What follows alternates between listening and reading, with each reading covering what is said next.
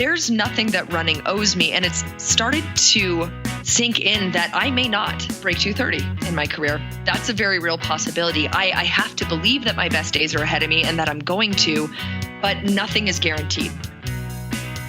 This is Running for Real, the podcast for runners who know that for every runner's high, there are just as many lows. All those just missed PRs, easy runs that feel hard, injury blues, and more. Each week, we'll talk to running, health, and wellness experts about their highs, lows, and best advice to build our confidence. Running for Real is about being honest, being brave, and most of all, not feeling alone. And now here's our host, who someday wants to become a psychologist, Tina Muir. Hello, my friends. Welcome to episode 86 of the Running for Real podcast. My name is Tina Muir, and I want to thank you so much for being here today and tuning in. Well, what did you think of the bonus episode on Monday? The one that I thought I lost, but thankfully I found it again. Although, unfortunately, the same can't be said for my other lost one, which was Steph Bruce. I'm still very annoyed at myself for that one, as it was such a good conversation.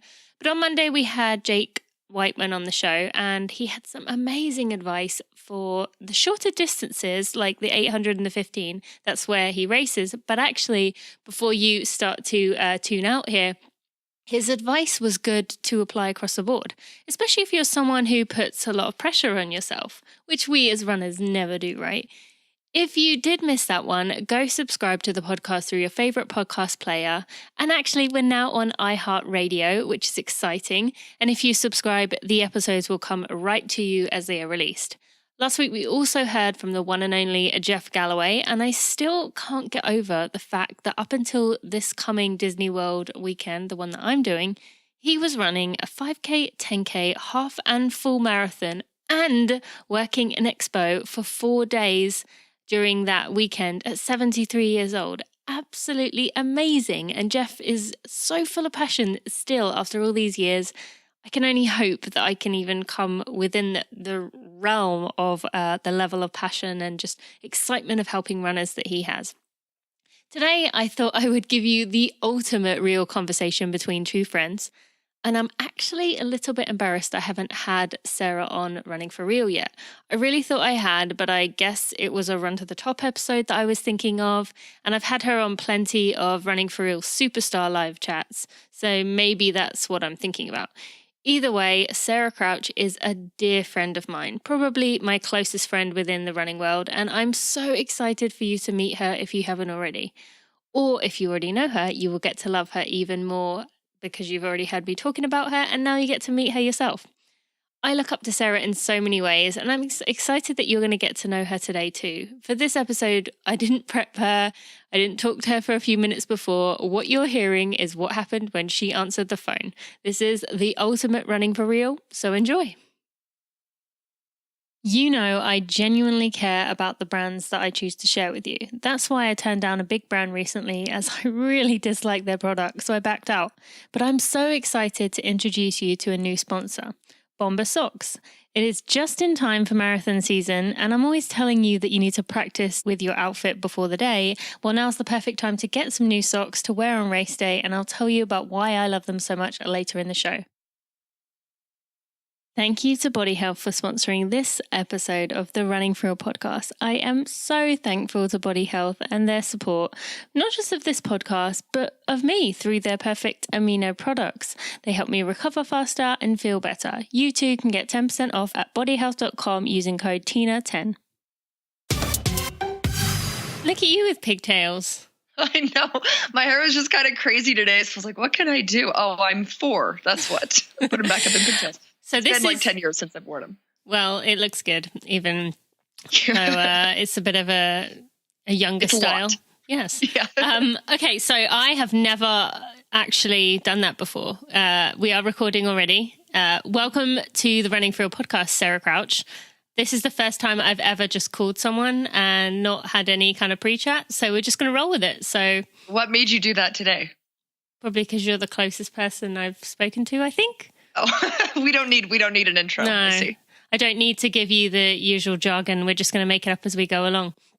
You are spinning. Are you on some spinning chair, Or are I'm we in a on a revolving merry-go-round? chair. It's a nervous twitch of mine. Even when I'm working, I tend to rotate back and forth. I like to fidget. I like to move. Okay. You know that. As long as you don't start clicking a pen. That is what I usually tell people before I start these. Don't click a pen. Don't bang on the table. That kind of stuff. Right. What's worse, a pen or a mouthful of gum? Which would be worse? I haven't had anyone with a mouthful of gum, actually. But I'd still probably go with the pen, because once you start listening to it, you're listening for it. Whereas the gum might be a bit more regular. So, yeah. All right. So if people can't already tell, you and I are very close. Mm-hmm. And I thought this would be kind of a fun conversation where we're just going to kind of have it a bit more casual. People often comment that my conversations with people are like listening to someone in a coffee shop. So that's what we're going to kind of imagine here. And you and I have caught up recently, so at least I know I don't have to do the usual, how are you thing? Although we're going to go into a lot of that today. But for those who do not know who you are, I want you to kind of talk about who Sarah Crouch is, but we've talked about your accolades already. So you don't need to say I was the first American at Boston, or I'm a 2:32 marathoner. What would you say outside of that? On the last podcast I did with you, we had this discussion about how runners have a tendency to introduce themselves with their proudest moment, like, oh, I'm a Boston qualifier, or I'm a sub-3 marathoner. Outside of that, I am an eclectic soul who loves to read and write and draw. I'm incredibly right-brained. I am deeply loyal to my pack of friends and family. And, running is something that for me, despite it being my job, it's something that I still legitimately love, which I've learned over the years. I don't think even every professional runner can say that. So that's something that is very special. And I know that goes for you as well.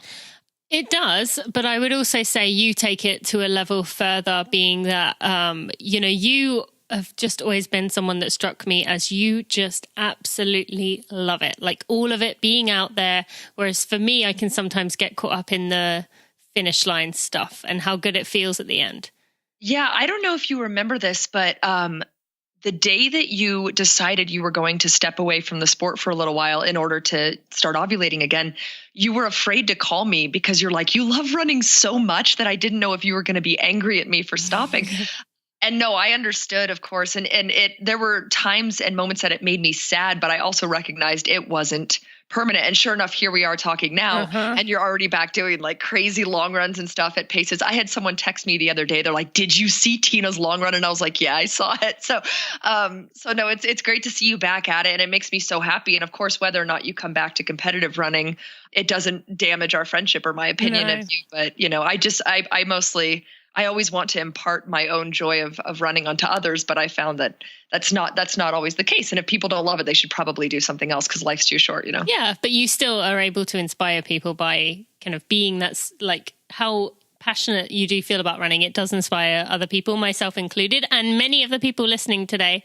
All right, so I'm going to challenge you a bit today. I'm going to try and see if we can get some questions that maybe you haven't come across, get you to think a bit more, which is going to be fun because I know you love questions like this. So I'm going to give you some things to start with. Give me 3 words that describe you. Intense, motivated, and creative, I think are 3 that come to mind. Would you agree with that? You know me. Yep, I would agree with that, absolutely. And just for the listeners to know, I'm just going to give you a heads up. Sarah she will answer the questions, but I guarantee you there'll be a few times she'll take over the conversation and turn it into asking me questions.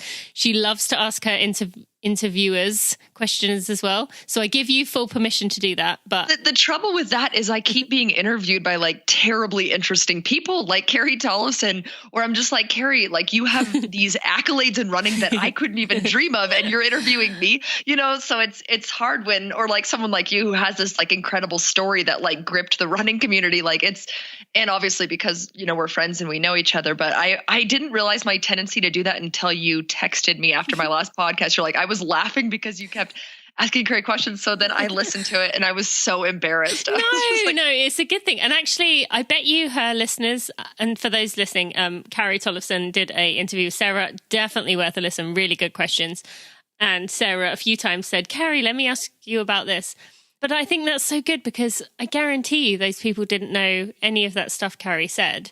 But when they said it, they probably loved it because that meant they got to know her a little bit more. So it's a good thing. Yeah, well, that was surprising too, because like I don't know if you heard the part where she mentioned, because I had a tumor removed from my quad. She had one removed from her heel when she was 21 years old, and who knew it? That seemed like something that was so rare and like specific to my own running journey. I had no idea that she'd gone through something similar. So it was great to learn things about her that I'm sure her listeners had no idea about. Yeah. Well, and probably when she was going through it, it was still at that time where it's very much like you got to keep your weaknesses away. Whereas we're in a time where it's okay to be authentic and to share things that you're struggling with. So it probably was good for her to admit it because she'd probably been hiding it underneath for many years.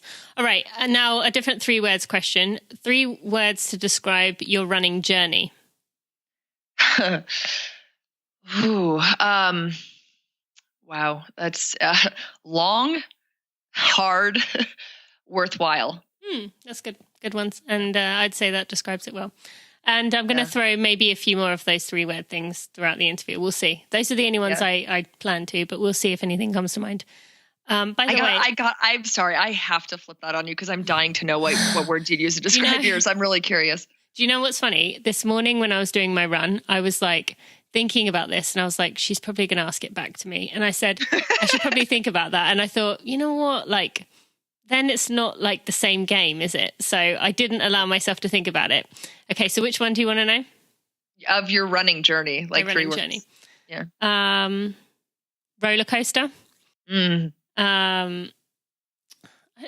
See, I wouldn't say progressive, but I'd say something like steady, maybe, and respectful.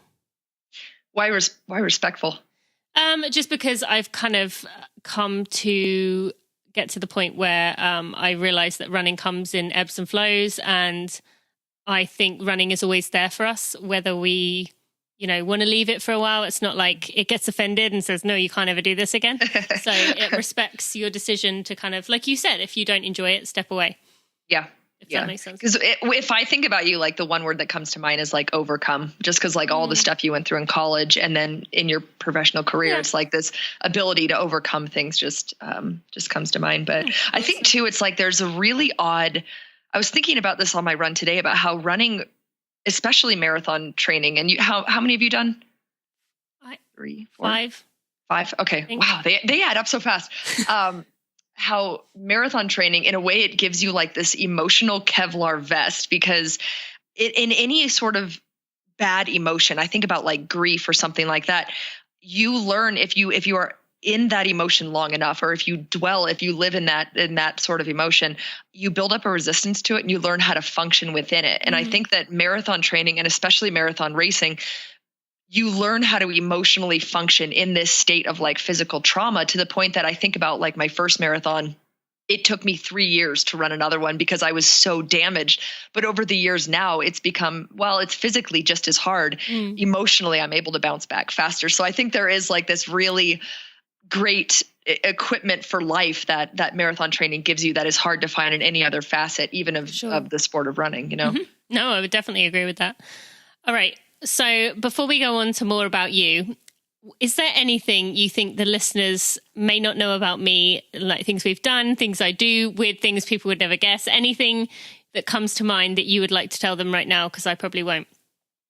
Oh, man. Because I know that we've talked a little bit about, like, I could describe your typical day, but I feel like that wouldn't be unexpected because they know that you are like meticulous, organized, early rising. They also know we've mentioned your love for singing, and particularly the Backstreet Boys. But the thing that most comes to mind to me is just like how you said this once, and like this is more true about you than of anyone I've ever met. Like some people say, oh, I'd give someone the shirt off my back. But literally, I know that if I was stuck in Mexico, unable to get back into the United States, and I had one phone call, they're like, who will come get you? It's you. 100%. Like you're the person who will drop everything to be there for one of your friends. And also, I don't know if I've told them the story of how you told me you were pregnant. I don't think this? I don't think I have. So yeah, you can tell it. So you called me, and I lived an hour away from you at this point, but I would drive maybe, what do you think, once or twice a week to see you. So it was just one of those typical visits. You gave nothing away in your voice, but you were like, hey, you should come over today. So I did. I think it was like a Thursday. And I showed up at the house and you were like, oh gosh, Saucony sent me these shoes. They're really, really great. So you walk at me with this shoebox and I still don't suspect a thing until you open the shoebox and there are no shoes in there. There's a positive pregnancy test laying in the box. And do you remember what I did? Fell to the ground crying. I screamed and I hit the ground, just like crying. I don't remember. I feel like Steve was home and he was just like, oh my God.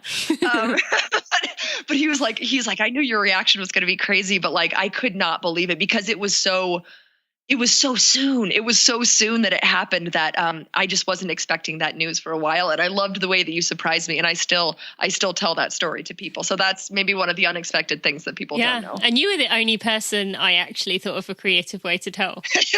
So that was quite fun for me as well, because I actually got to see the reaction of someone that I'd put the thought in. It kind of made me wish I'd like done more for everyone else. But at the same time, it was kind of cool. And I think you didn't calm down for about 15 minutes afterwards. It took a while, yeah. And even then, I remember the whole way home, I was just like, like it's just like I couldn't settle down because I would have loved the conversation to Michael to hear what you said. Yeah, but Michael, both of our husbands are very even keeled emotionally, so he was like, "Oh, that's great," and I'm just like, "It's huge." Sarah and I both have to deal with the same thing of.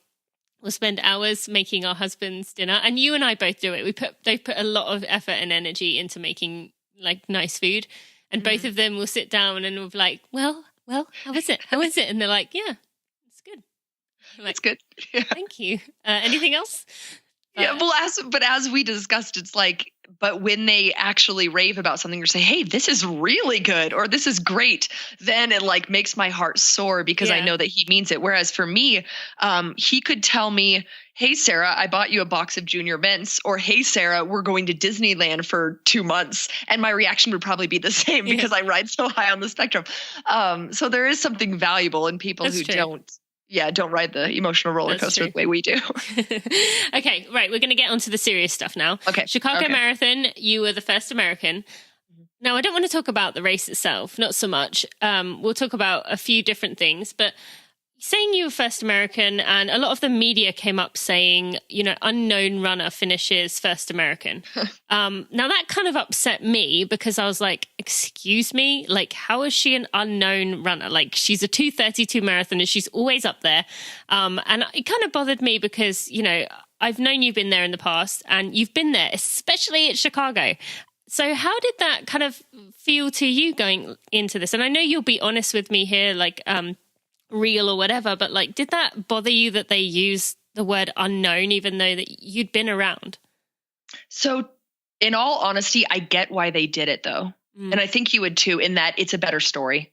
Meaning I'm not, Gwen Jorgensen, I'm not Laura Thwaite, all of these women, even Alexi Pappas, all of these women would literally lap me in a track 10K. So on paper, they were faster than me, sure. But at the same time, by that same token, as you were saying, I've been in the top 10 at Chicago 3 times.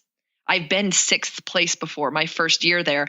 And so, but for them, I feel like it's a more grabby headline to say, hey, an unknown runner did this. It's the whole Sarah Sellers phenomenon where you're like, wow, what a surprise. And that pulls readers in. So I understand it. And I think I am, I won't say I'm wholly past it, but I've definitely reached a point in my career where I care less about what is said about me. And maybe that's just my age. Maybe that's just nearing 30. And I'm at a point where I'm much more secure in my own abilities and my own racing. And the thing that hurt more than that was going to Chicago. I was not invited to the press conference for the first time in 5 years. They did not have me there because there were so many other big American names. But I think you have a choice in situations where you are overlooked. And in this case, I made a conscious decision to let it fire me up. That's all I could do. I could have been there and been like, you know what, they're right. I have no shot at this. But really, I was like, hey, wouldn't it be a great story? And I let myself think about that maybe 2 or 3 times. And when I was, training for Chicago, to let myself dream about what it would be like to be the first American, because it was really, really unlikely. And I think the stars kind of aligned, and some really good women had bad days in order for me to make that happen. but I really honestly didn't think much about it. And even the day before the race in the press conference, which you've been to down in the hotel, they have they have this information that they present like, oh, here's where your bottles are going to be during the race. Here's where you drop out if you need to. And then they're like, if you're the top male and female overall or the top American finishers, here's where we need you. These are your media obligations. And I just tuned out. I didn't even listen to it because to me, that was not even a possibility. And so when I finished the race, I didn't know what to do. They couldn't find my bag because they hadn't set it aside like they did for the other potential top American. So I'm tucked in this little room and it's me and Galen and Alberto Salazar because he had been the top American. And I'm just like sitting in there shaking and Alberto's like draping me in these like tinfoil blankets. And I'm just like in disbelief. And it took them like 20 minutes to track down my stuff. And it was just very surreal because I was experiencing this moment that had really not even been a goal of mine leading into the race. And you and I talked about this after the race when you're like, hey, you can be honest with me. And I was like, yeah, the truth is, if that had been my goal coming in, I'd be really pumped right now. But that I only wanted to run really fast and I didn't, you know? Mm-hmm. And, you know, did any of that afterwards, especially them not having your bag, did any of that take any of the moment away? Kind of, you took some of the joy of finishing first American and kind of said, oh, well, of course they don't have my bag. Or you just like to kind of, oh my God, that just happened to even think about that. Yeah, I think it honestly kind of made it more special because I think, you know, and especially finishing the way I did, it was a really rough last 5K. And of course I collapsed after the finish line and I had to ask someone just because I wasn't sure, you never know, but I was like, was I the top American or was there someone else I wasn't aware of or someone passed me at some point during the race? And I don't think it really sank in until that night when they invited me to this. It was called the Presentation of Champions, like award dinner. And, you know, I was introduced around and like people wanted to take pictures. And I almost laughed because I was like, I'm nobody, you know, like you have that thought of like, why would you want my autograph? Why would you want my picture? And that to me it was just a very strange moment because I think anyone who starts running and then becomes a professional runner, you don't do it for fame or glory or money because those things are so hard to come by in this sport versus other professional athletics. So when it does happen, it is kind of a shock. Yeah. But it also comes with the good part of kind of, you know, the unexpected. And so you feel good and you particularly kind of cherish that moment, even if, like you said, it wasn't the time goal you wanted. And we'll talk about that in a minute. But for someone listening, you know, then they're not going to be able to say, okay, well, maybe I could win Chicago as the first American someday. But maybe, you know, going back to the media kind of not really, you know, mentioning you, not inviting you to the press conference. What would be your advice for someone who maybe they overheard a colleague kind of gossiping about them, or maybe someone kind of yelled at them and said, you know, get back to where you belong, like something that, you know, maybe upset them before a big presentation or before a big race? How did you kind of let go of any frustrations that you had going in? And what would be your advice to someone in a similar but different situation? Yeah, sure. So we discussed, and I won't mention any names on the podcast, of course, but there were some other American women who were going in with pretty strong goals. And I just kept reminding myself, especially when you would hear women say things like, you know, they wanted to break specific records or they wanted to, you know, use this as a springboard to the Olympic team, things like that do tend to rattle you before the race. But then I just had this all throughout the weekend. I just kept reminding myself, well, they've still got to run the race just like I do. And I think that the marathon in particular, women who run very fast on the track or even up to, you know, road distances like 10K to half marathon, it's a very natural inclination for them to look at times and say, oh, well, this is what I should be able to do in the marathon. The marathon is a different sport. And sometimes these women who step into it, it takes them several marathons to really get the hang of it. And my experience, I've lost track even. I think this was number 12 or 13 for my marathons, but this was my 5th Chicago marathon. And I was very comfortable in the fact that I know that course. I know where the crowds give you energy. I know where you need it, especially. I know the points of the race where it's important to tuck in and save energy. I know when you need to be tough and when it gets really hard at the end. And I knew that my experience was going to mean a lot on that day, but I just kept reminding myself throughout the weekend, they've still got to run the race. On paper, this is what they should be able to do, but they've still got to do it. And I know what I can do here because I've done it 4 years in a row. So I think that definitely carried me a lot. But for someone who's like dealing with situations where people are talking behind their back, because that happens to all of us at times. And there is no worse feeling than overhearing like a rumor that someone said about you, or even they're talking about someone else who maybe is taking credit for something you've done or you should be able to do. At the end of the day, people can say whatever they want.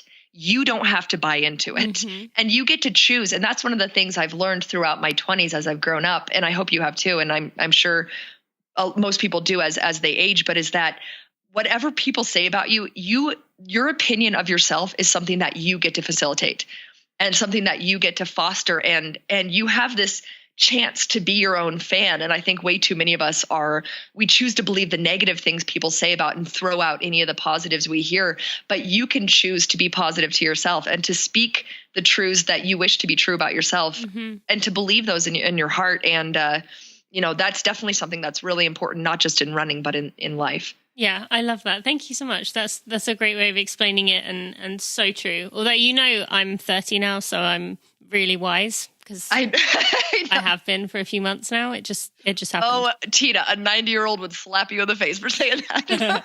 Yes, I am, of course, kidding. All right. So one more thing about Chicago before we move on. You've mentioned that you wanted to run fast.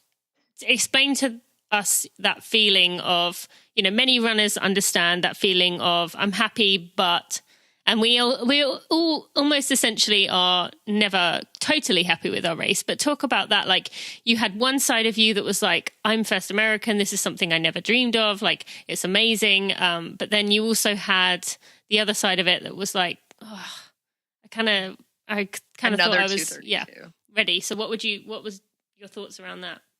I always like to, if I go back down to a finish line after I race and I watch people finish the marathon, which I do often, those barriers that roll around on the clock, the 3-hour barrier, 3:30, 4-hour barrier, if you watch carefully, the first few people that come in over that barrier, like 3 hours and 5 seconds, there's people who finish just over that barrier, and you see them and you see the elation of the people that finish 10 seconds ahead of them under the barrier, and then the total dejection of the people who finish just over it, when really there's not a nickel's worth of difference physiologically between running 2:59:55 and 3 hours flat in 5 seconds. It's the same thing.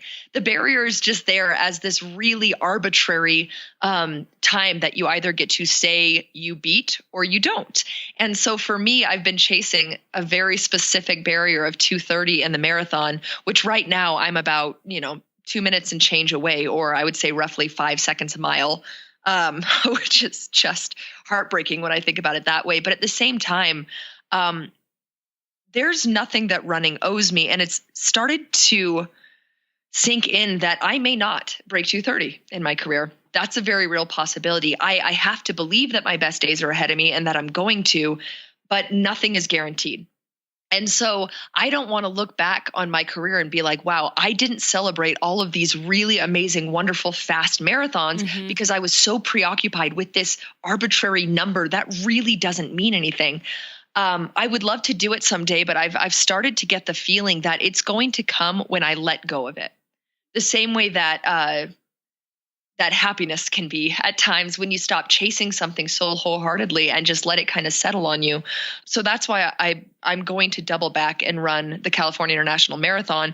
And I honestly haven't decided yet, but I might run it without a watch just for the sake of purely racing a marathon and see where that falls time-wise. And even if that's not sub 2:30, if my goal is to win, then I think I'll be, happy if I place well, happy if I'm able to, perform in such a way that I cross the finish line with nothing left. But running is all about finding this balance between hunger to improve and celebration over the smaller victories. And I think it's hard. We've discussed this a lot in detail for both of us to celebrate the victories when they come along, because we're so hungry for the next step. Even when we have, like in your case, what was it, like 4-minute PRs at a time in the marathon over and over and over. Like that's huge at the level that you race at. When you're running that fast, like 4 minutes is a long, long time. So you always want to be able to celebrate that without being too disappointed, but then you have to be willing to let that hunger settle in again for the next big thing. And that's what I've been struggling to find the balance with lately. Yeah. And I think that's good for other people to hear you say that you also struggle with that, because everyone listening has at some point struggled with that. I've obviously struggled with it, and we all do, but we never really talk about it because it's just kind of, you kind of get caught up in your own mind about what is next. And you mentioned you might not wear a watch. What was the race recently where you didn't wear a watch? Was it your half or was it the 25K? It was the 25K. It was the US championships. And I hadn't, well, you know this, but I hadn't PR'd in a really long time. And I had decided that I was getting so caught up in staring at my splits during a race. And when I would start to fall off a little bit time-wise, I would just panic, shut down, the race would be over. And so I had run several half marathons that were light years slower than what I should be running. I should have beaten myself by a mile to those finish lines. And I was just so fed up. I was so sick of that gosh darn watch that probably 10 minutes before the start, I took it off and I just dropped it in my backpack and I was like, I'm done. And that day I had a breakthrough, the likes of which I hadn't seen in 4 years. And that is what kind of kickstarted my, spring, summer, and fall of racing that has been more successful than any I've seen in my entire career. But did you put your watch back on for your half and then this one? I had the watch on for the half, but mostly because I forgot to take it off because the bus that was there to take us to the starting line was 30 minutes late. Mm-hmm. So we show up to the starting line 20 minutes before the race starts, barely got in a warm-up jog. I end up behind the starting line trying to find a bush to go to the bathroom in. I hop back to the starting line. There's like 30 seconds and I look down and I'm like, oh, I still have my watch on. I was like, well, who cares? I only looked at it, I would say once or twice, kind of the way that you were in CIM where you checked it at 10K, you checked it. I think you checked it at half. No, you didn't check it at halfway. It was I think 1 mile and then half and then 10K. Yeah. Right. I don't look after 10K. Yeah, I actually checked it because I was feeling so bad around 8 miles of that race that I was like, if you run a 10-mile PR, you can drop out. You can pull to the side. And I checked it and I missed my 10-mile PR by 4 seconds. So I was like, dang it, I got to keep going. So I did use it. And then also again, around mile 12, or I guess it was mile 11, when the woman I was running with dropped me like a ton of bricks. So I was like, oh no, I must be running a 6-minute mile, but it was still 5:25. She just had threw down the hammer in an unreal way, Mm-hmm. And so, you've just said there that you probably wouldn't have worn your watch. Why? And then Chicago, you didn't have it on again? I did have it on specifically for the sake, not to monitor how fast I was going, or I would guess to monitor that I didn't slow down, but to monitor that I didn't go too fast in the early stages. Okay. I would say I checked it at halfway and then I ignored it pretty much for the rest of the race. Okay, so you've already got yourself in the right mindset to let go. It took completely taking off the watch for the 25K to do that. But I think that a lot of runners have an unhealthy relationship with the watch, which is another thing we've talked about, this obsession with technology, particularly things like heart rate and cadence, and people running a race where in the last mile, they're like, oh, it looks like my heart rate's a little high. I should slow down. Heck no, you should be racing your guts out and trying to beat the people around you, not letting a machine tell you how fast to run. So I think if you can build a healthy relationship, and I should mention my watch it's a Timex. It's not a GPS watch, which especially at a lot of races in urban cities, you might as well throw your GPS watch away because it's not going to be accurate under the buildings. Mm-hmm. So yeah, as long as you can have a healthy relationship with your watch, which I've finally gotten back to, I think it's okay. But if I ever find myself in a situation where I feel like the watch is slowing me down, I will not use it for a race. Well, that's good to know. And that I've always been a huge fan of not looking at watches, and it's been good for me to hear you say that as well. All right, so let's talk about a few weeks before the race. You called me telling me about a tumor you had in your leg, which you mentioned earlier. Now, when you called me, it was hard for me to know what to say when you kind of said what you did. And I'd love, or not love, but I would like for you to tell the listeners of what happened there, if they don't know, and, how did you move on from it and end up racing just a few weeks later? Yeah, so we had the 2 phone calls that really stick out to me are the one that I called you directly after they found the tumor, which I was... oh man, I was under the impression that it was a knot in my muscle that had been causing all of this quad pain until finally I was with a physical therapist and starting to actually palpate it and realizing, oh, you can actually move it around. It's mobile. It's this, it's very hard to explain what it feels like, but almost like, not the little marbles, but like how some marbles are a little bit bigger. They're like almost the size of it was like a gumball that you could kind of feel and move around. And so after I knew what it was, I called you and I was like, I don't know what to do. And right away you were like, get it out. You were like, your health is more important than your running. Get it out. You have to get it out. Cause at that point I didn't know that if I wanted to. So I decided to get it out, went in to see a surgeon, and the woman I went in to see, she told me that she wasn't comfortable operating on it because it was too deep. And so she brought in another surgeon who had a little more experience. And he was like, look, I can take it out, but we need to be very clear on the risks. And he was like, I think you don't realize how deep the tumor is. It is quite possibly embedded in your muscle. It might be wrapped around nerves. And if I take it out, I could do a lot more damage than good. So I kind of knew the risk and reward. And basically the risk was if I don't get it out, I knew I could probably run Chicago, but I would be in pain and I would probably have to drop out the way I did at the 20K versus getting it out and running the risk of not being able to run anymore, or getting it out and it was pain-free and I'm able to do it. So I called you after my appointment and I was walking through the grocery store and I remember it's weird how some things stick out to you. I was like staring at like these bags of rice on the shelf as I talked to you. And I could just see like the details of like, oh, this is sushi rice and this is this rice, jasmine rice, as I'm just like staring at these bags of rice, talking to you. And the words you said I will never forget, because you were like, listen, you're like, okay, you're going to go through with the surgery. We both know that. So you were like, what you need to do is this. First thing you need to do is you need to write about it, because that's how you process things. Because I told you, I was like, I don't know if I want to share this. And you're like, but you need to, because this is how you deal. Like, this is how your brain works. And then the second thing you told me was like, look, tomorrow morning before the surgery, go for a run somewhere really beautiful and let yourself feel what it feels like to have this surreal moment of not knowing if you're going to be able to run again. Because whether you are able to run pain-free for the rest of your career or whether you're done, this whole window is short. Mm-hmm. Like whether I have another 10 years in this or not, this is a very, very short window. And beyond that, life in and of itself is short. So taking full advantage of a moment like this and letting that feeling hit you like a Mack truck rather than hiding from it can actually be really valuable as an experience, as a human experience. So that's exactly what I did. And I felt so much better once I talked to you about it. And I think as of that moment, when I hung up the phone, I went about my shopping and I just had a sense of peace. And the next morning, that's exactly what I did. I ran.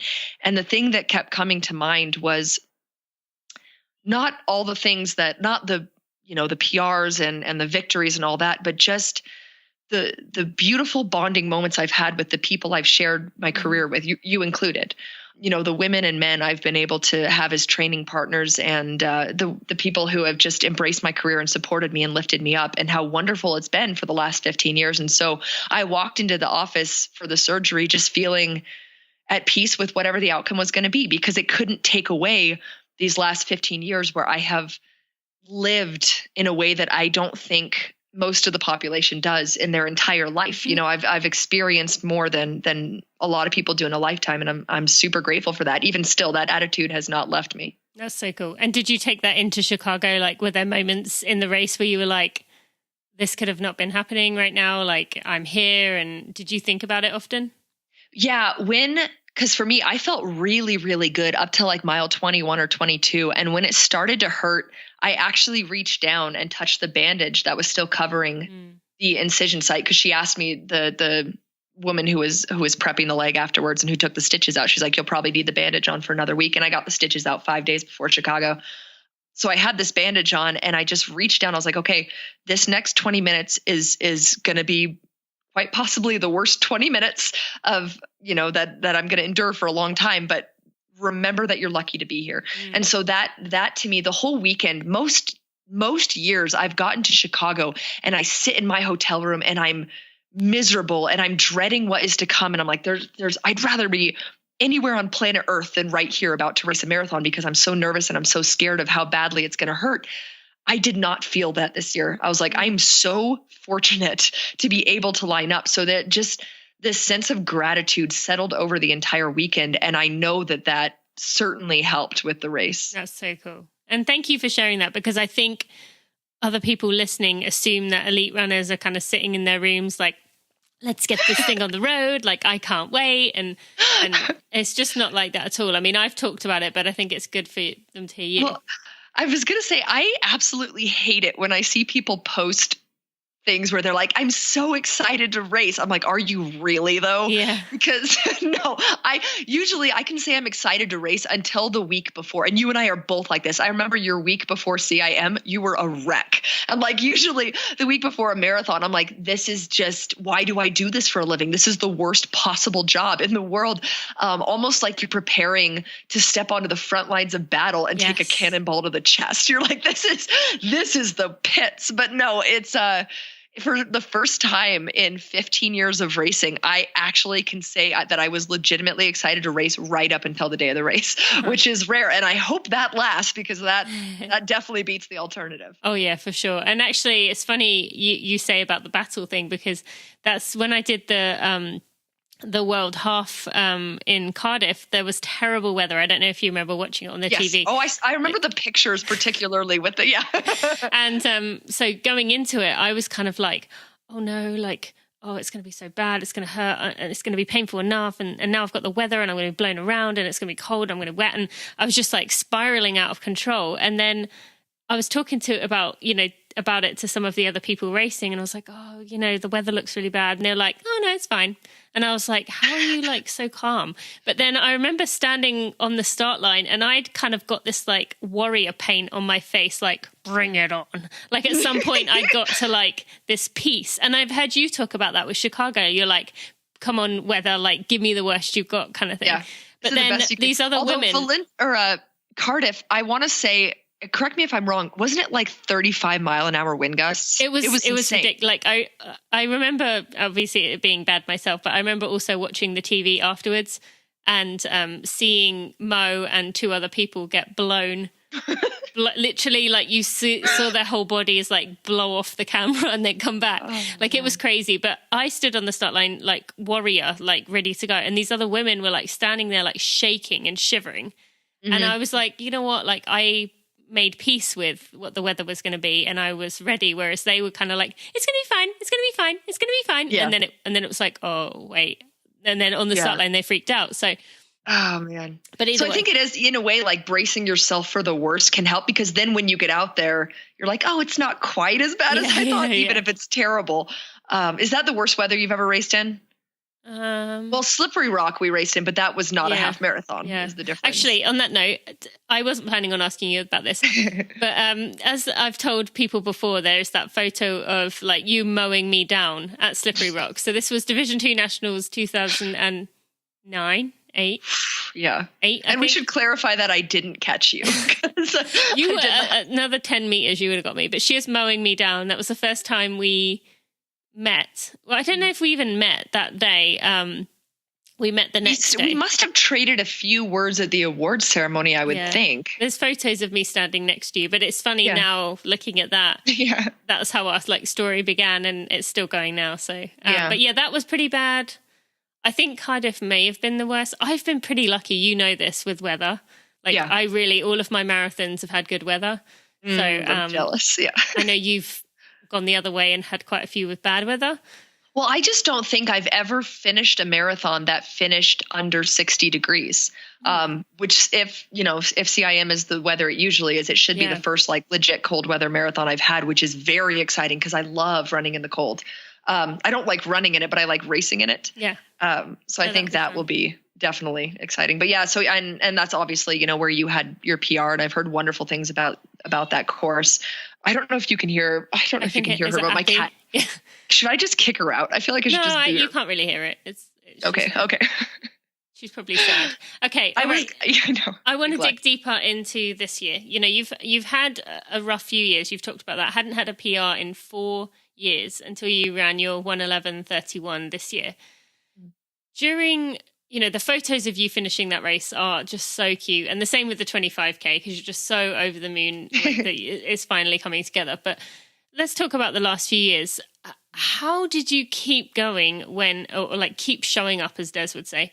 Did any part of you kind of say, you know what, I think I'm done with this? Because it's just, year after year, you must have been getting marathon upon marathon thinking, okay, this is getting ridiculous now. And especially, getting into last year running 2:38 in Chicago, did any part of you say, okay, this just isn't working anymore? Like, how did you stay in it?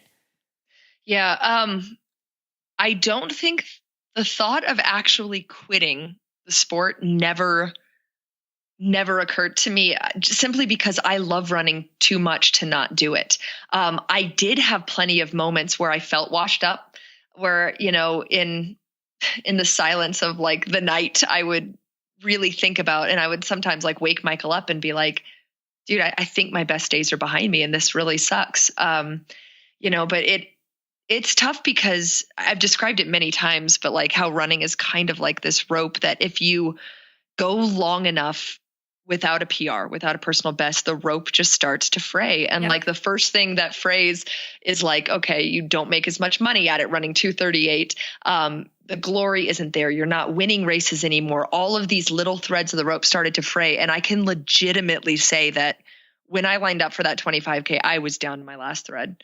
But I don't think that even if I had gone another 4 years without a PR, I don't think that thread would have snapped. I don't think I would have quit, just because I love it too much that I will run until I can't. That's how much I love it. And even if that means as of today, if Chicago was the last PR I ever set for the rest of my career, I will still continue to do this until I physically can't anymore. I'm pretty certain of that. But yeah, that's it's definitely something that's not easy. But I think being a coach and coaching athletes the way I do, the one good thing I can say that came out of it, I guess there's more than one good thing, persistence. And like I mentioned, running builds discipline and character and all of these wonderful things that will help me later in my life. But as a coach, I have athletes go through periods of stagnation, because everybody does, or periods of injury, or periods where they really believe like I may not see another good race ever again. So I can say to them now, I've been there and I've also broken through that. And sometimes those periods of stagnation last a long time. From the start of my career at 14 years old, I set a PR every year for 11 years in a row, and I took it for granted. I just assumed I'm going to be faster every year. That's the way it works. And when the PRs dried up, I was challenged in a way I hadn't been in my entire career. But looking back now, especially with the year I've had, oh my gosh, am I grateful for that? Because that PR, particularly the half marathon that you mentioned, where I crossed the finish line, I fell to my knees on the ground and just cried. I cried like a little child, because I was so overcome with emotion in that I had just proven myself wrong for all the times I doubted, for all the times that I thought my best years were behind me. I had proven myself wrong. And that moment, even more so than Chicago, more than any running moment in my entire life, I think that's the one that was one of the happiest moments of my life. And I feel like that seems a little silly to say because it's a running moment. It's not like getting married but do you know what I mean? Because it's something I love running so much that when you pour your heart into a relationship with something and it finally rewards you back after so many years of drought, it was very special. There's no way to put it into words. Yeah, no, thank you for explaining that. And did you, this is a question from Karima, one of my Patreon members, but she wants to know about, related to that Grandma's race. How did you stay mentally strong and persistent with that? Were there any thoughts going through your mind saying, did the negativity come out more towards the end of that? As you said, the rope was fraying, or were you able to just somehow push through and not even allow the negativity in? And how did you do that if that was the case? Yeah, So a little bit of sports psychology stuff is just basically that it's estimated that the average human brain produces about 70% negative self-talk just naturally. So then when you add in like the pain stimulus that comes with a race, your brain's going to produce even more than that for the sole purpose of getting you to slow down, because your body wants to keep itself from hurting. It's a survival mechanism. So your brain will try to get you to slow down in order to stop the pain stimulus that you're putting on yourself. And I think that for me personally, I had learned to recognize that voice, but to no longer let it become the driving forces in my race. that voice is always going to be there. For me, I like to think of it as like this radio. It's kind of always on. If I had a radio in my kitchen right now, it's tuned on. It's there. But if you are able to find a positive voice and say, no, I'm actually going to bring a drum set into this kitchen and I'm going to play as loud as I can until I can't hear that radio anymore. That's the way I tackled that half marathon. And so I put myself in a situation from the gun where I went out very hard, leading the race, terrified and wanting to drop out every mile. But I recognized that being afraid and letting that fear affect your behavior are two completely different things. And I was terrified, but I refused to let it affect my race. And I mentioned earlier how I had told myself like, oh, if you reach 10 miles in a PR, you can drop out. But I wouldn't have let myself drop out. No, I wouldn't have. Because I had told myself, I was like, and I went through the 10K, I think in like 33:10, which was a road 10K PR. And I was like, okay, this was a great 10K. You can stop. But of course, the bigger voice, the drum set is like, heck no, you're leading this race. You're winning. You're having the race of your life. Go for it. So it's just about recognizing the voice and understanding that it doesn't control you. And you actually have the ability to consciously choose to listen to this other sound that your brain is producing. So for your listener, what was her name? It was rather exotic sounding. I can't remember.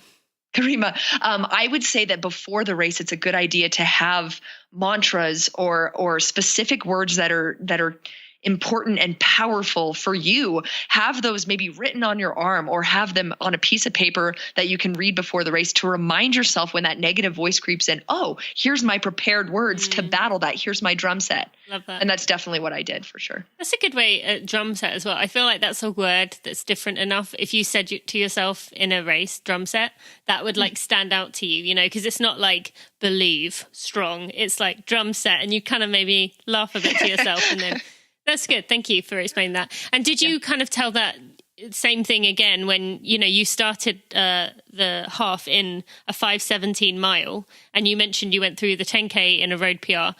How did you not say, oh my God, I'm going to blow up, or like, how am I going to make it? Like, was that the same kind of concept there? The fear was there, but I also knew that I was fit enough, given my workouts, to write a really big check and be sure that my body could cash it. I think that, especially coming from altitude, training up at 7,000 feet, I've learned that since I've lived here, I've had a greater ability in races to not fade to the point of absolute demolition at the end of races, that even if I feel like, as I mentioned, that 11th mile that I was really struggling, it was still a 5:25 mile versus I feel like training before that mile might have been 6 minutes. I might have lost that 30 seconds there. But I just feel like knowing your body, knowing your fitness, and it can help having a coach like my coach, Steve, who had told me, this is the shape that I believe you're in. So go out in such a way that you are putting yourself in it and running at this pace and trust that you're not going to blow up. That boils down to trust. And that is a leap of faith to go out in a pace that feels like a suicide pace and just hope that you can hold it. But there's no way to know what you can run until you go a little bit past that barrier to know, okay, I guess that's where my glass ceiling was. And I think that's definitely one thing that, and I think about your marathons too. You've done a little bit better than I have at running these marathons up to that barrier without surpassing it. Whereas I generally fall apart with 5K to go because I've gone a little bit too far past the glass ceiling versus being able to close well, the way you did in London or CIM. So I think that's something I may need to work on a little more in the marathon, but the shorter the race, the more risk you can afford to take because there's less time to blow up. If I blow up at mile 11 of a half marathon, great. I've got 2 miles to go, not 12, Yep. Okay. Thank you. That's helpful and good advice for people to listen to. The other thing Karima wants to know about is, will she get to see our paintings? To which I will answer this. Sarah's, you can go on her Instagram. We'll get the handle later in the episode. And you can see her beautiful artwork. Mine, I'm not sure you want to see my beautiful artwork. And it's one of those painting, what was it? Wine and painting classes. Wine and paint. So I'm literally just copying the instructor, whereas Sarah, lovely, goes off in her own creative world, comes out with these like masterpieces. And I'm just like, my mouth is on the floor. Like, how did she even come up with that on her own? I wish that they could see the video and I would make you go get your sunset painting because it really was lovely. And I think they do a good job in the wine and paint classes to actually get you to produce a painting that you look at afterwards and you're like, I didn't know I could do that. But I don't know, because would you describe yourself as more left brain or right brain? I don't know. You don't know? Because I think you're honestly a really good mix, because you are logical. And I see like the way that if you guys could say, I'm sure I'm not even facing that wall, but I know that there's Post-its on the wall behind me right now, right? For you? Actually, there's only one from my mum.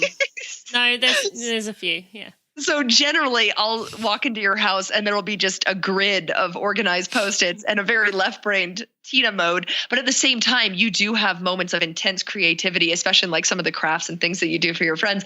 But for me, I am so purely right-brained that even in a wine and paint, I find it too organized and I have to go off in my own directions. But no, I think painting is something that I'll always do. But actually, Carrie asked me on her podcast, she's like, oh, are you ever going to like sell them? And I was like, no, it's not my passion. It's really not. It's something that I like to do for fun when I'm bored. That's the straightforward answer. But I also think it's important to be well-rounded. And I think that there was definitely a point in my life where running was literally all I did. And now I love to read, write. Yeah, you've got so many hobbies. Yeah. Oh, absolutely. And I think it's important, as do you. And I think it's important to have, those hobbies. And I guess now you have one very big thing that's taking up your time. Yes, but in a good way. In a very good way. All right. I'm going to ask, on that note, I'm going to ask you a very hard question here.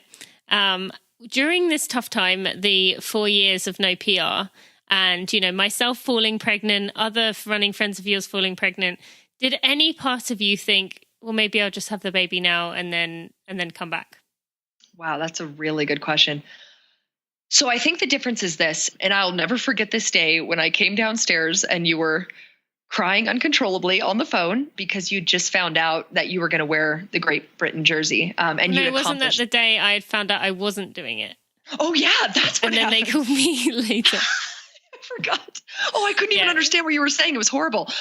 I was like inconsolable, like absolutely one of those.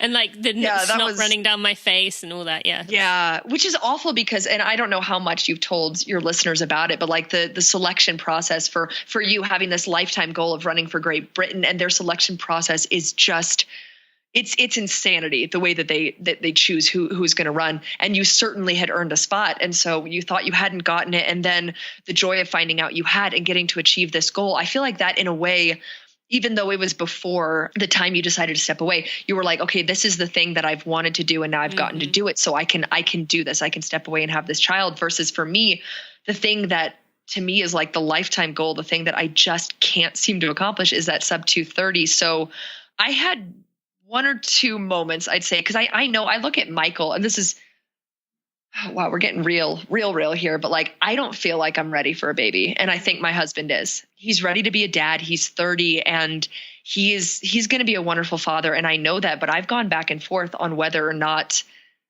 I even want children. But I think I've finally settled on the truth that like marriage is about compromise sometimes. And I want that for him. So it's something I'm going to be willing to do. And of course, I know once I have my children, I'll love them. But it's definitely something that he is more ready for than I am at the moment.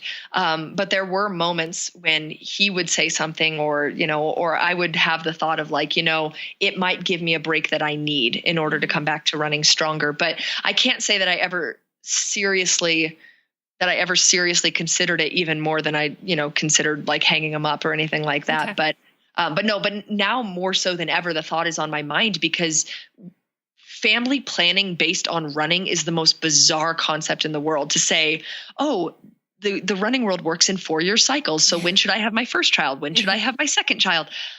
And that's going to be a really tricky thing because I feel like right now I'm entering the window of my career where I'm going to be my most successful. And yet I'm also entering the time in my life that I don't want to leave without having a child because I don't want to have a child at 40 and be 58 when that kid is out of the house. I don't want that. Mm-hmm. So there's going to come a time where it's going to be crunch time and I'm 34, 35 and have to decide what to do. So yeah, it's tricky. And I definitely have not settled on what I'm exactly going to do with that yet. All I know is that between now and 2020, there will not be any. Yeah. There will not be any children. Well, but you have changed your, like before, I never really heard you even mention it. Whereas now I hear you mention about a family quite often. Like it's in your mind. Whereas before, like you said, you weren't sure if you even wanted children. You would kind of even dodge the subject. And I very much was the same way of like, I don't know if you remember, Steve and I had set, it was April 2018 was our decision point.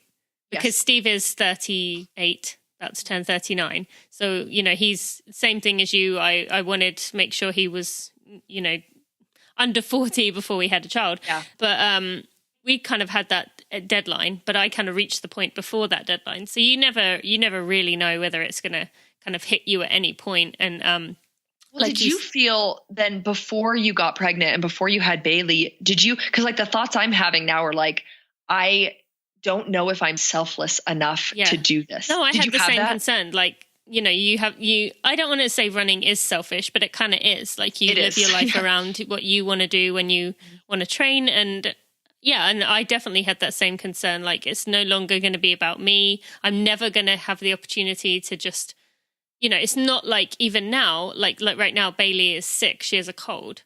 And I slept on the floor of her bedroom for 3 hours last night.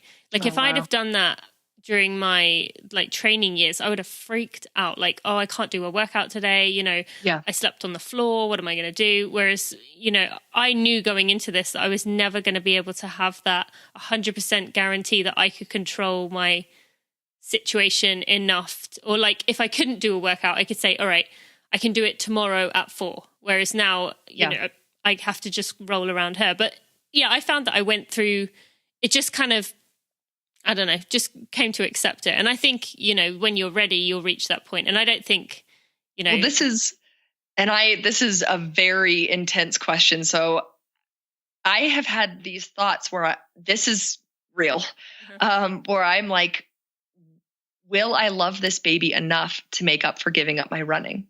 Like, did you ever think about that? And the thought is like, you hear these moments of like moms being handed their baby for the first time. And I have this horrible fear that I'll be handed this child and be like, wow, was this worth giving up my running for? That's awful. That's the worst thing I've ever said. And I'm saying it on a podcast. But did you ever worry about that? Because that's my fear is like that I don't want to resent my child because I had to give up this thing that I loved. Not so much running, but I had like, I'm pretty successful in everything I choose to do. And I have lots of balls that I like to juggle.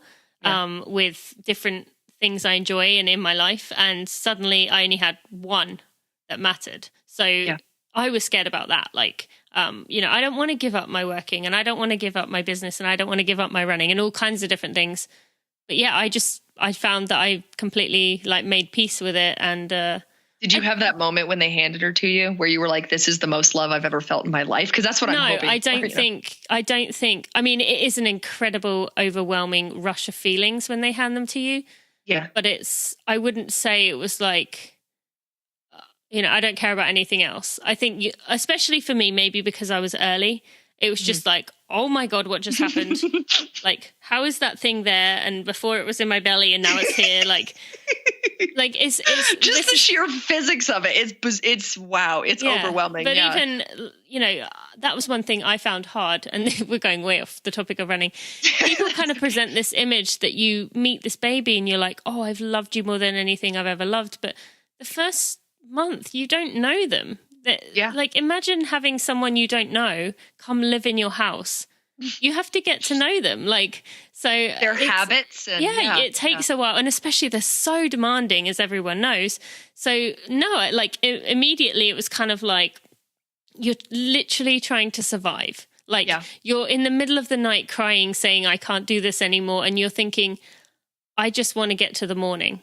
Like that's all that you can think about. But that love kind of came over time. Now I feel that way. Like now sometimes I want to squeeze her so hard that like I just want to be like, how can I love you so much? And I've got like all this like passion towards her that like, I just want to like squeeze her, but not in the early stages. But at the same time, it's such a like new challenge and there's so many like rewarding moments about it in a different way. So I don't know. It's so hard to describe. Yeah, no. And I definitely feel like it's one of those things that we talked about that it's a complete leap of faith into the darkness. Mm-hmm. And I don't know that any parent is ever truly ready. No. I think there might not be any such thing as being ready to be a parent. You just do it and you sink or you swim, and most parents swim and figure out how to make it work. And, I know even now, like I know that I'll get there. I'll be on the other side of it, and I'll be glad that I did it.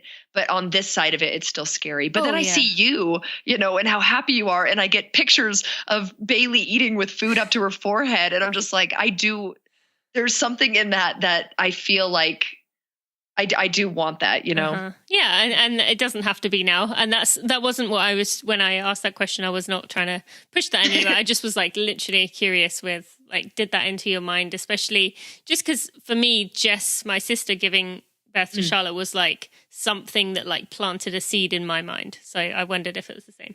All right, I want to talk about one more thing before we kind of finish up here. Now, you and I have had many conversations about pushing ourselves. We've done workouts together. I've seen how hard you can push yourself in workouts. One that comes to mind is when we did a workout in, was it Boone maybe? Or one of the places near Zap. We drove out there. You had a half marathon and I did like 2x5 miles or something. And like seeing how hard you were pushing yourself, like I just will never forget that. Which is so funny because I look at you and I'm like, Tina pushes herself harder than I do. I've never crawled across the finish line of a race. And as hard as you push yourself, I think it was, Philadelphia. I don't think I've ever dug that deep. So like, I think we see this in each other and we don't see it in ourselves. I look at myself sometimes and I'm like, I'm a wimp, and people think I'm really tough, but I'm a wimp, because you see again, it's like feeding into the negative notions of like, well, here's all the moments that I didn't rise to meet those challenges, but I see it in you and I'm like, wow, Tina's really, really tough. Wow. Yeah. I had completely forgotten about that workout until right now. Yeah, you were digging Probably blocked really it out. Deep. Yeah. I think you threw up on the cool down, or I did. Yeah. I can't remember. You were pretty wrecked after that. I think it was dry heaving. I don't know if I had anything to throw up, but yeah. But on that note, I want to ask you, as a coach yourself, you have athletes, and do you think from what you see that elite runners are able, like you or I, you say we are at different levels, but just as a whole, are we able to push deeper than recreational runners? Like, or is it kind of we all are just critical of ourselves more than others? That is so case by case. I've often wondered if I could take my brain and put it into the body of some of my athletes. Could I get them to run way faster than they're running now just because of how much I'm willing to take? For some of them, yes. For some of them, no. I wrote a blog about this not too long ago about if you go out and watch the end of a marathon, even up to like the 4 or 5 hour mark, there are times that you will see people gritting their teeth, practically falling over, getting to the finish, pushing as hard as they can. And then there's other people running the exact same times who just jog it in. So that is really case by case. And I believe that you can develop that skill, but I don't know that I could teach that to someone as a coach. I don't know that I could. I don't think I could tell someone how to do it. I think you might be born with that. I'm not positive. I don't know for sure. I don't know if anyone knows, but even defining something like what is grit, I don't know how to describe it, but I know it when I see it. I will say it's very difficult to be a professional runner without it. So I think that it's more common to see it in professional runners, but I've certainly seen it in recreational runners, kind of that whole conundrum of like, okay, a square is always a rectangle, but a rectangle is not always a square. I think professional runners generally have that. That is one piece of the puzzle to get to that level. But I don't think you necessarily need to be a professional runner to have that attribute, as particularly people who start running in their 40s, 50s, 60s, they will not be professional runners. But yet I think there's people like that who, like my mother, who she was not quite a professional runner, but she broke 250 in the marathon and she pushed hard to do that in her mid 40s. Yeah. So yeah, again, I think that's something, that killer instinct to get the most out of yourself, regardless of what place you're in, whether you have a chance at winning the race or not. I think that might be just inherent in some people and not in others, unfortunately. That's not going to be a very popular answer, but I think that's the truth. Yeah, I would agree with that for the most part. I think some people can you can get to the edge of your own boundary that way. Like I know Steve, I've seen some athletes in him that when they first came in and they were soft, like just quit all the time, just I don't want to do this, and just mentally lost it all the time. But then over the years, I saw them kind of being able to dig deep and hang in there. So I think you can teach it to an extent, but like you said, there's a certain level that you can kind of dig down to that is. Well, and even then, even like with us, being elite runners, like, do you honestly, because I would say that for you, I could name at least 2 races, like races where you actually ran to your physical potential. Like where you watched that you me actually crawl across the line. That 10K and Philadelphia. For you, I was like, you went past what your body was able to do. Yeah. And I think that even for professional runners, I can count on probably on one hand, the amount of times I've actually run 100% as hard as I could. And even then probably, with the access we have to our brain, it probably wasn't 100%. If according to Matt Fitzgerald, I'm not even close.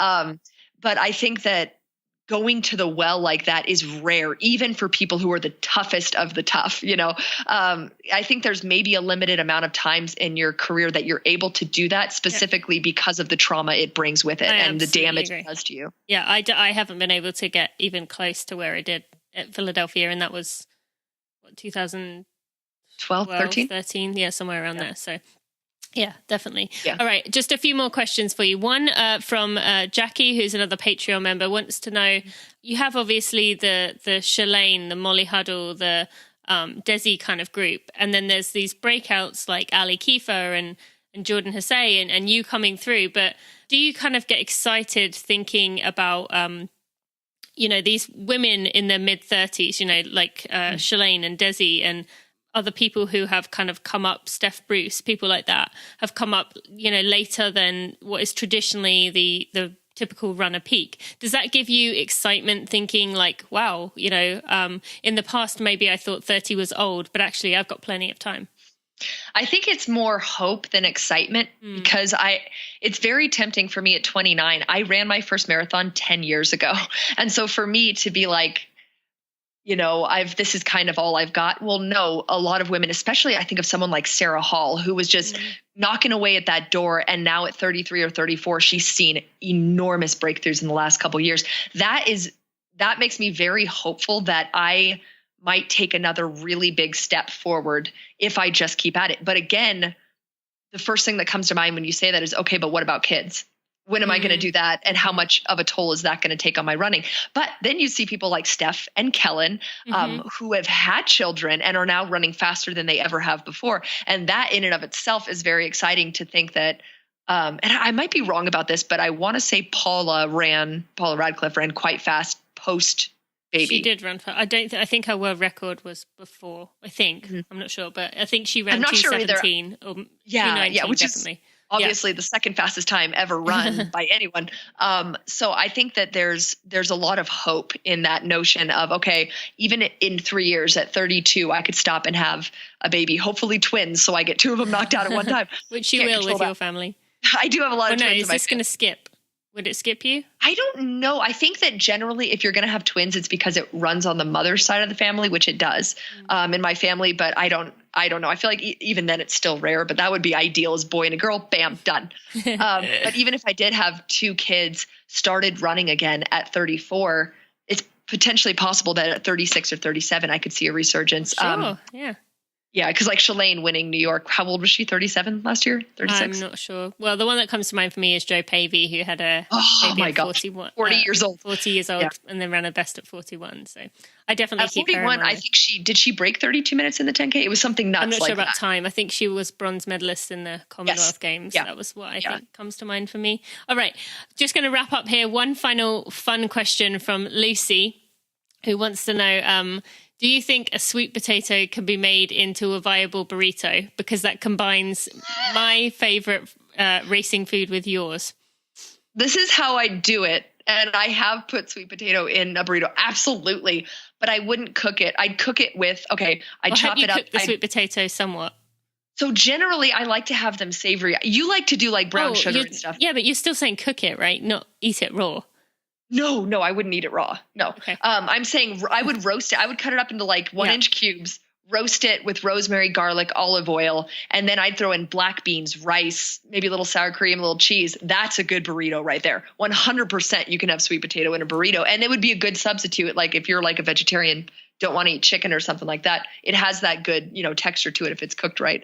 But you like to eat yours sweet, but I don't like to eat them sweet. Like sweet potato pie, I don't like. I've been having it with butter recently. The almond butter, I'm giving a break to for now. No seasoning?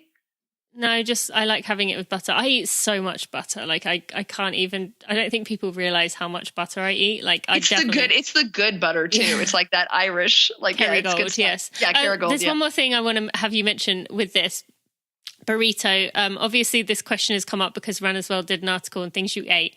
Will you share what you told me about that article in Runner's World? So I wrote a lot that they chose not to use simply because and you know me, Tina, like we lived together for a while. I don't eat perfectly healthy a lot of the time. I love to splurge. I have a huge sweet tooth. There's always ice cream in my freezer. There's ice cream in it right now. They were very sparse with what they chose to share. The only unhealthy thing that they actually included in the article was what I mentioned about the day after the race. I actually wrote the article sitting in the Chicago O'Hare airport, and next to me was a McDonald's bag with a quarter pounder and fries, and it was 10:30 a.m. So I had to include that, but I definitely mentioned more things about my diet that they didn't include. They took a lot of the healthy bits, which is kind of like you see on social media, just the highlights, and to be like, oh, professional runners eat healthy. And that's not good, because then recreationals look at it, they're like, oh, well, boop, no hope for me. I could never eat like that. Anyone can eat the way I eat. I promise. And Sarah definitely does like her. You've had Taco Bell a few occasions when you were around here. Heck yes. And I'm trying to think what else. Love the South. Miss it. Yeah. I lived right next to that cookout, my house in Moorhead. I would often walk over. If I'd had a really good workout, something really hard, really fast, I would love to get like cheese fries and a shake, because it's amazing. Not every day. No, all things in moderation. But, and Tina always has a big bowl of candy up in her cupboard. I can promise you although you said your sweet tooth kind of went away when you got pregnant. Has it come back? Oh yeah. Okay, good. So that proved to me that I wasn't just addicted to sugar, because I would have cured my addiction in pregnancy. Yeah. If I was. But on that note, people saw my picture. I don't know if you saw it, Sarah, on social media, where I put a picture of the 3-pound jar of Reese's Pieces that I smashed on the floor, and they were all over my floor. You have to look at the photo. Anyway, I know a lot of people saw it. And the reason that happened was because I was reaching into my bowl of candy, which was somewhat empty at this point. And I just quickly grabbed some of those Reese's Pieces, pushed it back on the shelf, or thought I'd pushed it back on the shelf. But because the thing was a lot less empty than it was lighter than it usually is, somehow the Reese's Pieces didn't stay up there, and then I hear smash, and they're all over the floor. But don't worry, I those Reese's Pieces are now gone. It was probably less than 2 weeks ago I put that thing up, but they're now gone, and I ate probably 90% of them. The only ones I didn't eat were the ones that were like touching the edge of the floor, because I figured that's where all the like nasty stuff kind of congregates, like the dirt and the dust. I probably would have eaten those anyway. But I ate 90%. My favorite. So you have to tell them about, because Americans, I didn't know about it. The best thing to come out of England in the last 150 years, pick and mix. Really? It is so good. You brought me this variety. It's the best gummy candies, and there's all different types in it's called pick and mix, basically, where do you go into like a sweet shop? It's kind of like, you know how you have like bulk bins in grocery stores? It's like that, but it's all candy. Yeah. So and a lot of it is like my favorite, which is just gummy candies. There's like these little gummy fried eggs and all sorts of really good gummy candy. So pick and mix is my favorite. So if I ever go around the London Marathon, I'm going to come home. I'll bring an extra bag so I can fill it with candy. Yes. Which you've done. Many, many times. Okay. We are just going to take a moment to thank our sponsors, and we'll be back with the Running for Real 4. Earlier in the show, I introduced you to our new sponsor, Bombas. You may remember I did a giveaway with Bombas for my birthday week, and I've been raving about them on social media. Why? Because I just love them. 2 years of research and development led to multiple improvements of the sock design, performance, and comfort, including arch support system that gives you extra support where you need it, stay-in-place technology while not being too loose, and they never leave a mark. And the seamless toe means that there's no more of that annoying bump on your toes. But you want to know the best part. 1 pair sold is 1 pair donated. Did you know that socks are the #1 most requested item in homeless shelters? But you actually can't donate used socks. That's why Bombas donates 1 brand new pair of socks for every pair they sell. To date, they've sold and donated over 9 million pairs. Bombas were created for runners, walkers, power loungers, snowboarders, Netflixers, and to me, they feel like you are getting one of those lovely tight squeeze hugs, the ones that just really mean a lot, which I love to give. Some people hate them, but I love them. And here's the bit you want to know. Running for Real listeners get 20% off your first order by going to bombas.com/running for real. That's bombas.com/running for real, and you'll get 20% off your first order with code running for real with the number 4. You enjoying these cool mornings? How about the intense workouts that are just as hard as they always were? I don't know about you, but I always feel like workouts are going to be somehow easy in the fall after a hot summer, but they're still, hard.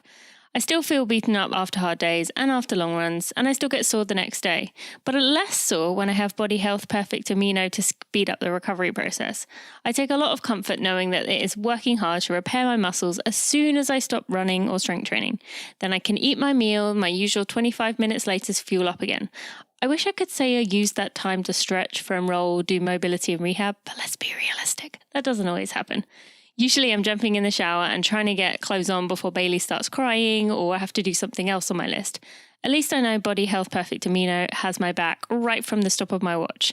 If you don't believe me, you can try Body Health Perfect Amino with 100% money back guarantee. So if you don't like it or you can't see a difference, you can get your money back. Use coupon code TINA10 for 10% off everything at bodyhealth.com. And if you aren't a fan of the tablets, they also have Perfect Amino XP powder, and there's a new mixed berry flavor to try. Remember, code TINA10 will get you 10% off at bodyhealth.com. All right, Sarah, tell me about a photo on social media that may not quite show the full story. So the one I posted about Chicago of me crossing the finish line, it was great and it showed the real pain on my face, but I laughed so hard when someone actually posted and I got tagged in it. So if you go to my Instagram photos, you can see it. It was what happened directly after that photo. It was 6 frames of me literally falling to my knees, collapsing, and being approached by the medical officials. So I laughed so hard because I was like, yeah, the finish line photo is great, but my legs gave out immediately across the line. I was laying there with my head in a puddle, just completely out of it. And the woman that finished right behind me, Taylor Ward, she was the second American. She appeared in one of the photos, the last photo, and she has like her hand on my shoulder, like asking me if I'm okay. It was the most pathetic, sad, amazing, wonderful photo. And I almost want to post the photo of me just laying in that puddle as like some sort of meme, like, oh, when you go Black Friday shopping and they're out of this, like just something like that. But I'm at a point in my life now where I don't mind posting the ugly stuff or the ones that do show the side of me that I collapse across a lot of finish lines. And it's a little bit embarrassing, but at the same time, I would rather do that and run even 5 seconds faster than to not do it and cross the line with a smile on my face and my hands in the air, Oh, absolutely. I've always been that way. And I really used to get annoyed, especially in college, when people would say, oh, why did you, win by a minute? Like you could have just won by 15 seconds and just jogged it in. And I was like, why would I jog it in? Like you're supposed to give your best. Like, so. And that's what that cannot be taught. That right there. Like that, because it's not about winning easily. It's not. Mm-hmm. Well, thank you for saying that, but and thank you for sharing that. All right, what about a running for real moment? Something that only runners will understand. Are you excited about this? Yes. So I thought about a really good one, and again, this happened at Chicago. Did I tell you about my really horribly awkward interaction with Mo Farah? No. Thank God. I want this to be a fresh story, so you hear it for the first time. They take all the elites and put us onto a school bus, an actual school bus, like yellow. And it was old. It looked like it was from like the 80s or 90s. It was one of the ones that had like the big nose in the front. And inside the school bus are all these elite athletes who are super nervous. And it's like 5 a.m, dark, pitch black out. So I go to the back of the bus. And I don't know if they had this in England, but on our school buses, in the very back seat, it's kind of like a half seat to make room for the back door, that if it's like an emergency exit. So all the seats are like normal size. They can fit 2 people except for the back seat, which is just a half a seat. So the very back row, because we don't have school buses in England. I don't know if that blows your mind. Completely. I'm going to need to talk more to you about that, but after, because I don't understand that at all. But anyway, I'm sorry. What do you have? What do you use? I mean, you just get like we call it a coach, but it would just be like a bus. Like like a charter bus. Yeah. Interesting. But you don't own them. They just are used when you need them. And you don't get picked up for school. You either walk or drive or find your own way. I guess that actually kind of makes sense. Why do we do it the way we do it? Anyways, so I'm in this back seat of this bus. The bus is filling up. It's getting later. Most of the seats are filled, and then all of the seats are filled, and Mo Farah's not on the bus. Turns out he had forgotten his race bib up in his room. So he's late. We're all sitting there waiting for him. He finally gets on the bus. He looks around. Every seat is full. His eyes lock with mine, and I very slowly slid to the window. So Mo Farah comes back. And he is sitting next to me on this tiny little half seat. We are thigh to thigh. And I'm sitting there like, oh my gosh, freaking out in my head. Did he talk to you? Yeah, a little bit. So we're riding over to the start. It's like a 10-minute ride. It's not very far. He's kind of on his phone and he's watching these like boxing videos and he's laughing. Everyone's super nervous, but he seems like weirdly nonchalant. Yeah, I got that same vibe when I was, in a way that I was just like, dude, aren't you nervous? But he didn't seem that way. So we pull up to the starting line and he has that lovely British accent. So he looks down at me and he's like, oh, thanks. Yeah, I appreciate it.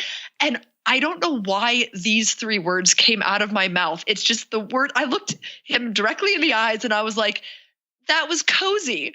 And I was so embarrassed. So my whole warm up for the race, I just kept repeating it. I was like, that was cozy.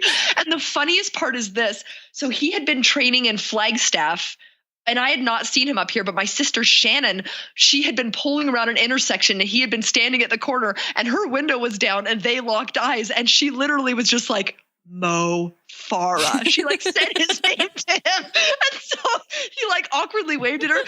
So 2 out of 3 of my sisters have had horribly awkward interactions with Mo Farah.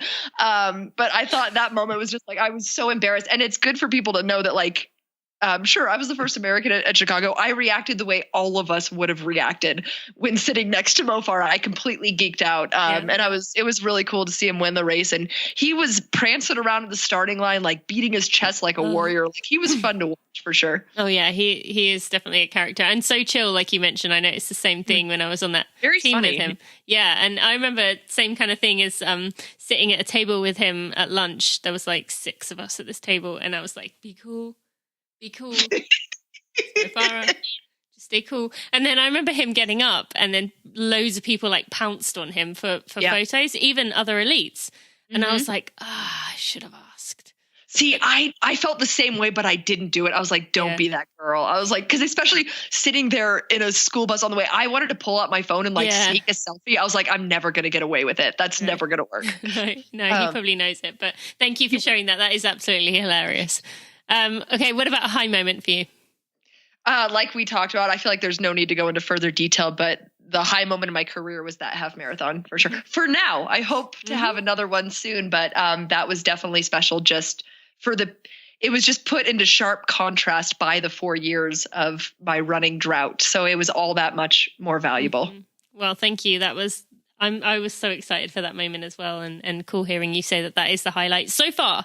We will see. All right, and finally, what do you tell yourself on the start line? This year, especially one thing that's really special for me, and I want to hear your answer to this too. I don't know if I've ever heard you talk about it, but when they, particularly races in the US, when they play the national anthem, that's when you have like 2 minutes to go until the gun and emotions are running really, really high. But I always take that like 30 seconds of music to remind myself how lucky I am to be doing this for a living.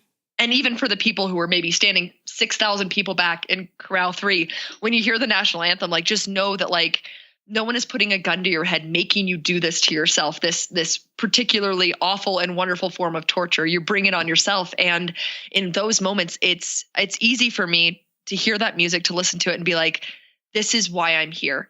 And particularly at a race like Chicago, when you're standing on the starting line, confronted by this incredible wall of skyscrapers and there's news helicopters circling over your head and there's cop lights flashing as the sun is coming up. It's very surreal and exciting to be like, this is my job and I am very blessed to be here. So just reminding yourself that you're lucky to do it, that kind of puts me in the right frame of mind when the gun goes off, because I'm still scared. There's a part of me that doesn't want to do it, but there's also a greater part of me in those moments that is like, heck yes, let's do this. Yeah. Oh, I love that. And I actually really enjoy the national anthem as much as you probably wouldn't think I would. Yeah, I kind of do. Play, is it God Save the Queen? What do they play? They don't play anything. Really? Oh, that's too bad. No, we're nowhere near as patriotic as Americans. Although the Queen did start the London Marathon this year. Did she? Did you hear that? I think it was by Skype or something. She did it on video. And